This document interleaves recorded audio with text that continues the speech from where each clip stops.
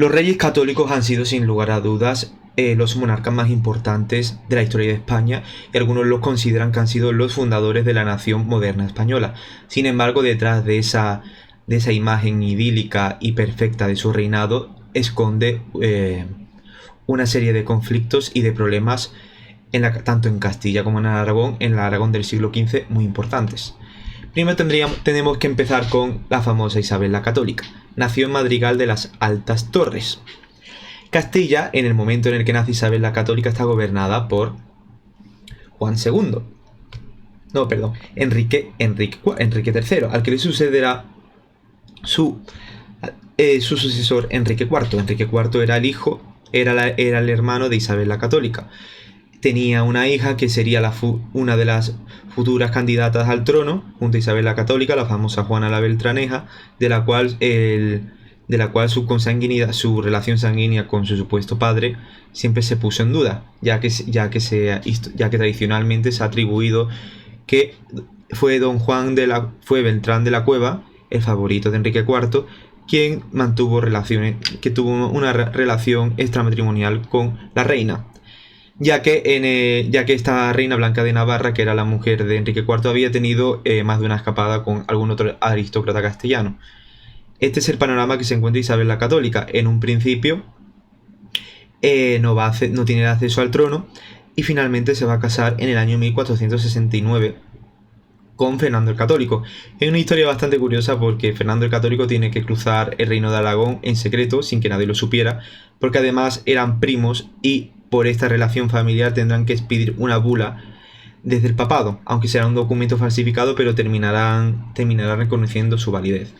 Y Fernando el Católico también se encuentra el padre Fernando el Católico, que es un apoyo muy importante en esta alianza matrimonial del año 1469, se había enfrentado a una guerra civil con el Principado de Cataluña, que estaba encabezado por su hijo, el príncipe Carlos de Viana. También estaba la cuestión de los condados de Rosellón y Cerdaña, que habían estado en disputa con Francia, pero durante la Guerra de los 30 años ese frente había quedado cerrado hasta que finalmente Luis XI vuelve a retomar aquellos territorios y ponen a la corona de Aragón en un serio aprieto. Finalmente estos dos nobles se casan. Recordemos que pertenecen a la misma dinastía porque desde el reinado desde el año 1410 Fernando I Antequera, que sucedió a Martín Humano, fue elegido rey de Aragón a través del compromiso de Caspe en el año 1410 y será el famoso rey aragonés que conquiste la ciudad de Antequera. Por eso será conocido como Fernando de Antequera.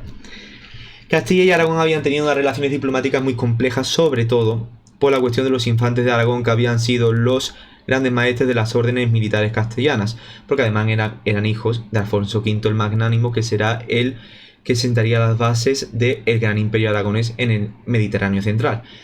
En la época de los famosos almogávares que atacarían Grecia. De hecho, a día de hoy en Albania, que fue uno de los territorios que sufrió el avance de estas tropas españolas o aragonesas, porque bueno, no podemos hablar de España en este momento, hay una expresión que habla de cuidado con los catalanes, en referencia a la brutalidad y a la crueldad con la que estos guerreros luchaban, y los cuales fundarían los ducados de Neopatria y de Atenas. Neopatria es la antigua Esparta de época clásica.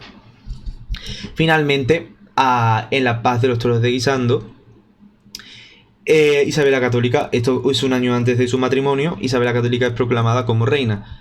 Pero Enrique IV, que nunca fue una persona muy condicionada por el ambiente cortesano en el que le tocó vivir, siempre estuvo a dos bandas entre su hija y su hermana.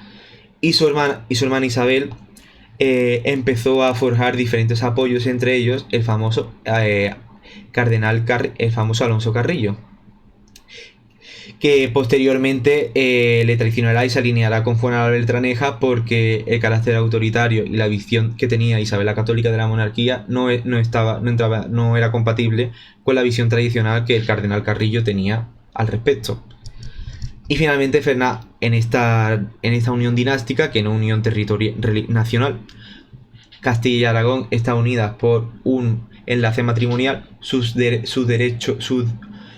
ámbito jurídico, legislativo y su independencia política se mantienen. Son reinos autónomos e independientes el uno del otro. Aunque Castilla, con el paso del tiempo, por su mayor fuerza demográfica y su mayor peso geopolítico Y económico porque vemos que en este momento la economía castellana está en un claro ascenso gracias a la exportación de la lana de la oveja marina, de la oveja merina, que se compra en los mercados del norte, especialmente en Brujas, en Flandes, también en Inglaterra, aunque posteriormente esa relación se invertirá y serán los productos extranjeros los que inunden el mercado castellano. Esto es una cuestión económica para tener en cuenta este desequilibrio que existe en esta unión dinástica. Finalmente, Enrique IV muere, como cualquier ser humano, y más un rey, que en aquella época estas personas, como sabéis, la esperanza de vida no superaba los 40 años, aunque hay que tener en cuenta que esta esperanza de vida media se ve muy reducida porque morían muchos niños a una edad muy temprana, morían a recién nacidos. Y era un problema muy importante porque muchos de ellos no eran bautizados y claro, se consideraba que no existía el peligro de que se quedaran en el conocido limbo y que no ascendieran al cielo. Porque eran considerados inocentes, porque no habían cometido ningún pecado. No eran niños, no tenían conciencia ni siquiera. Eran unos bebés.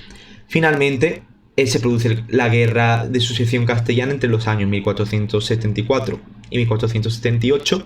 Se producen diversas batallas y Isabel cuenta con el apoyo sobre todo de Segovia, que tiene un alcázar muy importante. Además, Segovia en este momento es un centro industrial muy potente. Es en el que se produce una serie de paños y se articula una industria textil muy importante que perdurará hasta la década del siglo siguiente, alrededor de los años 1570. Como batallas más importantes a destacar, recordemos que Francia interviene para apoyar a la causa de la Beltraneja, también Portugal, porque Alfonso V de Portugal fue uno de los pretendientes de Isabel, pero se termina intentando casar con Juana la Beltraneja. También Alfonso XI había intentado establecer una alianza matrimonial con Isabel la Católica y también el duque de Guyena, Carlos de Guyena. Destacamos la batalla de Toro, en la que recibe una victoria muy importante, y sobre todo la batalla de Albuera, que se produce en la frontera de Portugal, en la cual las tropas lusitanas son derrotadas. Finalmente se firma el Tratado de Alcázar-Toledo en el año 1478. Juana la Beltraneja termina destinada a un convento de clausura en la ciudad de Coimbra, morirá en el año 1530, y siempre hubo un peligro importante porque Juana la Beltraneja salía del convento cuando supuestamente no tenía permiso para hacerlo, y existía el peligro de que forjara una nueva alianza y reclamara de nuevo por el trono. Aunque en un principio la nobleza castellana estaba totalmente opuesta a Juana la Beltraneja, pero luego posteriormente la apoyará.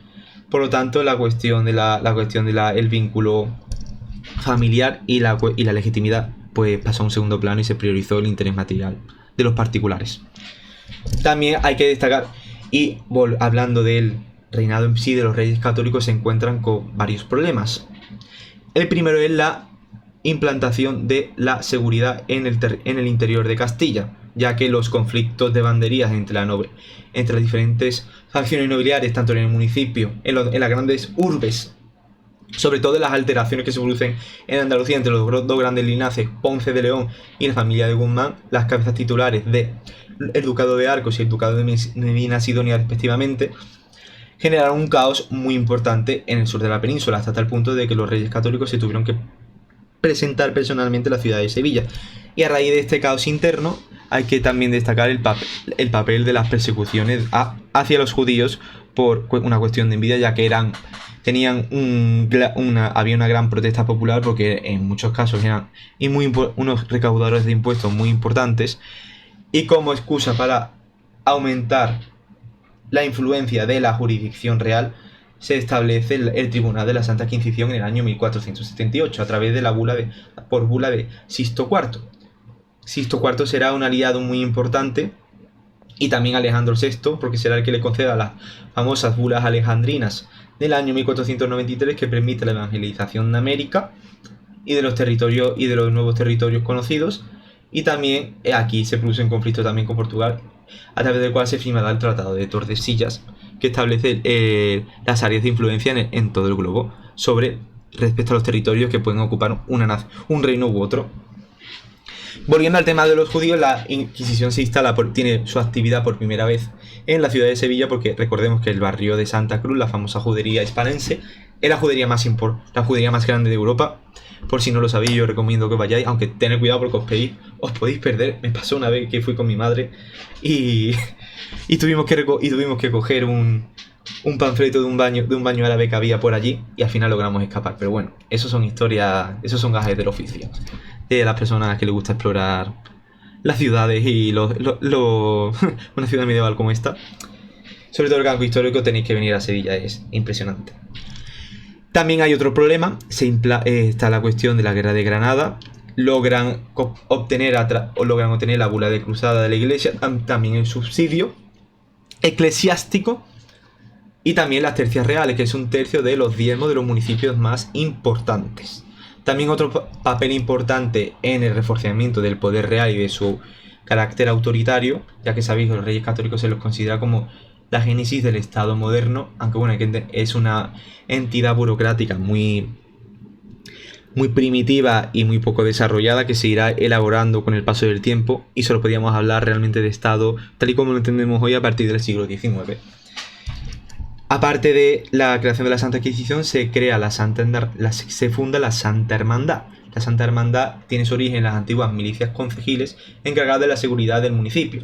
Pero lo que hacen los reyes católicos es exigen que parte de los impuestos que recaudan las principales ciudades de Castilla se destinen a mantener a un agente de ordenanza, a un grupo de milicias que garantice la seguridad en el mundo rural, en las rutas en las rutas comerciales, y también esos contingentes armados serán usados en la Guerra de Granada. De la Guerra de Granada ya hemos hablado en un par de ocasiones y creo que no lo voy a citar porque creo que ha quedado ya todo muy claro. Otro papel a destacar en esta reordenación de la cuestión castellana es la implantación del corregidor. El corregidor era un cargo público elegido personalmente por el monarca, por Isabel de Castilla, porque recordemos que Fernando el Católico es solo rey consorte hasta que muera Isabel la Católica en el año 1504 en Medina del Campo. Felipe el Hermoso, que es el duque de Borgoña, toma el trono castellano porque a Juana la Loca, a Juana de Castilla, se la considera incapaz de gobernar. Él muere porque estaba jugando a la pelota, estaba jugando a un deporte en la época, la pelota. Se bebió un frasco de agua muy fría de pozo y se murió congelado. Vamos, es muy probable que muriese envenenado. Y ¿qué más teníamos que hablar? Sí, bueno, ahora hemos hablado de la muerte de Isabel de Castilla en el año 1504. Me voy a saltar la parte del tema de la reconquista de Granada, que será el último reducto. Y ahora se queda Fernando el Católico. Había estado en Nápoles. En este momento también la expansión italiana es muy importante porque se toma Nápoles, que estaba en pugna con Francia. En el norte de Italia también se producen altercados entre Francia y las ciudades italianas, que posteriormente en el reinado de Carlos V, en la principal base de la monarquía en Italia, que era Milán, se producirán multitud de altercados militares. Fernando el Católico retorna como regente esta vez y se encuentra con una situación mucho más complicada. En el año 1505 para favorecer a la nobleza y mantenerla contenta, se convocan las cortes de Toro en el año 1505 y se oficializa el mayorazgo. ¿Qué era el mayorazgo? El mayorazgo era la institución jurídica que permitía al primogénito conservar la propiedad de su linaje sin que ésta se fragmentase en los hijos segundones. Tendría consecuencias, ya existía desde el reinado de Fernando III, pero aquí se institucionaliza. Queda institucionalizado. Esto tendrá consecuencias sociales y económicas muy importantes porque los hijos segundones no heredarán prácticamente nada, salvo la legítima, y generará una masa muy importante de nobles de segunda categoría, que muchos de ellos participarán en las comunidades de Castilla ya en el reinado de Carlos V, del cual haremos un vídeo que será después de este. Finalmente, Fernando el Católico se tiene que enfrentar a una figura muy relevante, que es Francisco Jiménez de Cisneros, que es culpable a inicios del año 1500 de forzar a los moriscos, a los musulmanes que vivían en Granada después de la conquista cristiana, a convertirse al catolicismo. Ya Fray Hernando de Talavera, que había sido confesor de Isabel la Católica, lo había intentado de una forma pacífica y a través del diálogo y de la argumentación. Ya se había hecho desde la Baja Edad Media en los concilios de Tortosa por Fray San Vicente de Ferrer, aunque eran bastante ventajistas porque los judíos no podían negar el carácter de la religión verdadera de la religión cristiana. Finalmente, Fernando el Católico tiene que reprimir la rebelión de las Alpujarras y también destacar en esta segunda parte del reinado, porque Fernando el Católico morirá en 1516, es la expansión en el norte de África, ya que en el año 1497 se conquista la ciudad de Melilla. Ceuta no formará parte de España hasta la anexión de Portugal en 1580.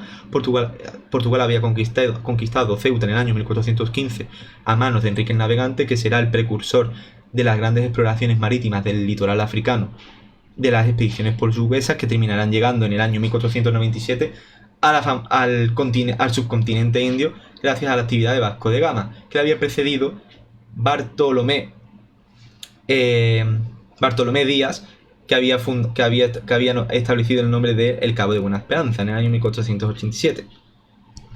También Fernando el Católico, pues eso, se enfrenta con Cisneros, que funda la Universidad Complutense, la Universidad de Alcalá de Henares, que será uno de los grandes centros del humanismo castellano y en todo el continente europeo. De hecho, Francisco Cisneros invitó al famoso humanista Erasmo de Rotterdam para que colaborase en la redacción de la Biblia Políglota Complutense.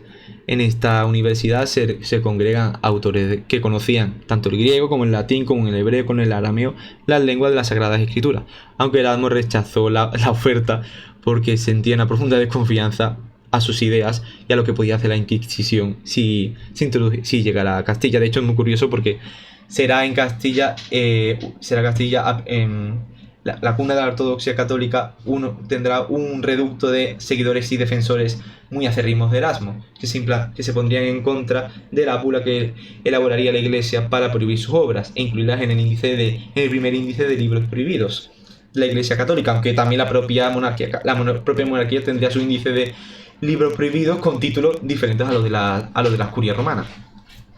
Los últimos años del reinado de Fernando se caracterizan por el aumento de la jurisdicción nobiliaria en los territorios aledaños a las grandes ciudades, ya que se habían tenido que comprar cargos públicos en los municipios y conceder prebendas muy relevantes. Sobre todo, además, también porque se necesitaba esa cuantía económica para progresar en la expansión en el continente americano, que había sido iniciado después de la Guerra de Granada por Cristóbal Colón, en la exploración y conquista de las Antillas Menores. Finalmente, Fernando el Católico también fallece y es elegido regente el cardenal Cisneros, que intentaría hacer una reforma que terminaría cayendo en saco roto, que era la creación de la gente de ordenanza. También destacar de Francisco Jiménez de Cisneros, que fue el responsable de la conquista de Orán. Finalmente, Francisco Jiménez de Cisneros intentará reunirse con su hermano, con el nieto de Fernando el Católico, Carlos V, aunque él estaba mucho más vinculado con el hermano de Carlos V, Fernando de Aragón, que luego será el futuro Fernando el emperador del Sacro Imperio Romano Germánico. Había sido un eclesiástico de la Corona de Aragón, había sido arzobispo de Zaragoza, si mal no recuerdo, y al ser un castellano estaba mucho más interesado en que fuese él el rey y no fuese Carlos V, que no dejaba de ser un extranjero por muy nieto que fuese de Isabel y Fernando. Y bueno, eso es todo en este reinado de los reyes católicos. Creo que hemos trazado las líneas generales y la conclusión es que podemos considerarlos los fundadores del Estado moderno en España. Bueno, lo que sí es cierto es que marcan un punto de inflexión, porque sentará las bases del Imperio Universal de Carlos V y del Imperio Mesiánico de Felipe II, en el cual se llegará al máximo apogeo de la monarquía, de la monarquía católica universal, tanto en Europa como en todo el planeta Tierra. Y bueno, este va a ser el vídeo, esto va a ser todo por hoy. Lo que siempre os digo, comentar, que eso es lo que más mueve YouTube, el algoritmo, para que el vídeo llegue a los máximos números de personas. Dale like y suscribirse. Y bueno, nos vemos en el próximo vídeo. Hasta luego, hasta luego.